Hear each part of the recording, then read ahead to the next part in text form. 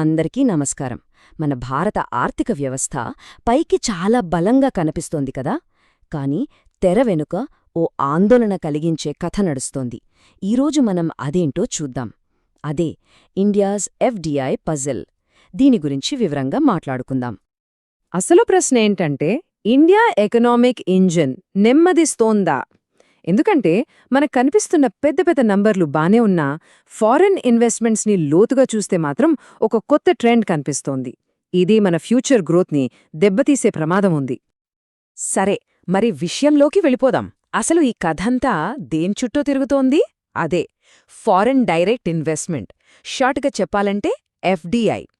ముందుగా అసలు ఎఫ్డిఐ అంటే ఏంటో సింపుల్గా అర్థం చేసుకుందాం.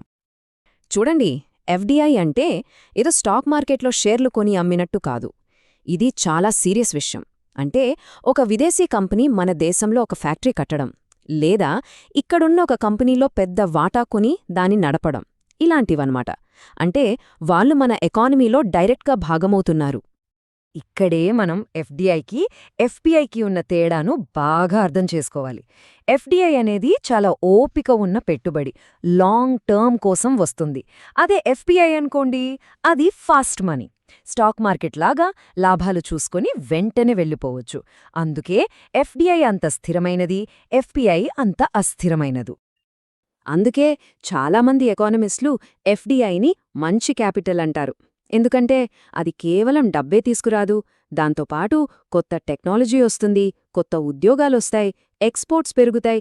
వీటన్నిటి వల్ల మన ఎకానమీకి ఒక రకమైన స్టెబిలిటీ వస్తుంది.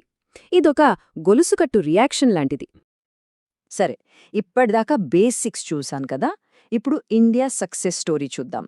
గ్లోబల్ ఇన్వెస్ట్మెంట్ హబ్గా ఇండియా ఎలా ఒక అద్భుతమైన పేరు తెచ్చుకుందో చూద్దాం రండి. గత 10 ఏళ్లలో చూస్తే ఇండియా కదే వేరు. ఒక అద్భుతమైన గ్రోత్ కనిపించింది.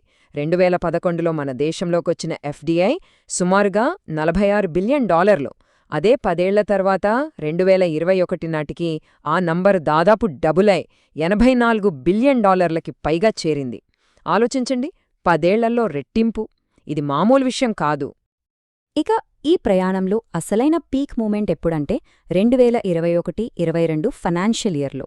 ఆ ఒక్క సంవత్సరంలోనే ఇండియా చరిత్రలోనే అత్యధికంగా, అంటే $83.57 బిలియన్ ఎఫ్డిఐని ఆకర్షించింది. అప్పుడందరూ వావ్, ఇండియా దూసుకుపోతోంది అని అనుకున్నారు. అంతా చాలా అద్భుతంగా కనిపించింది. కాని కథ ఇక్కడే మలుపు తిరిగింది. ఈ పెద్ద పెద్ద నంబర్ల వెనుక మనం గమనించని, కొంచెం ఆందోళన కలిగించే ఒక కొత్త ట్రెండ్ మొదలైంది. అసలు కథ ఇక్కడే మొదలవుతుంది. ఇక్కడే అసలు సమస్య ఏంటో మనకు స్పష్టంగా కనిపిస్తోంది. ఒకవైపు దేశంలోకే డబ్బు వస్తోంది, దీన్ని మనం గ్రాస్ ఎఫ్డిఐ ఇన్ఫ్లో అంటాం.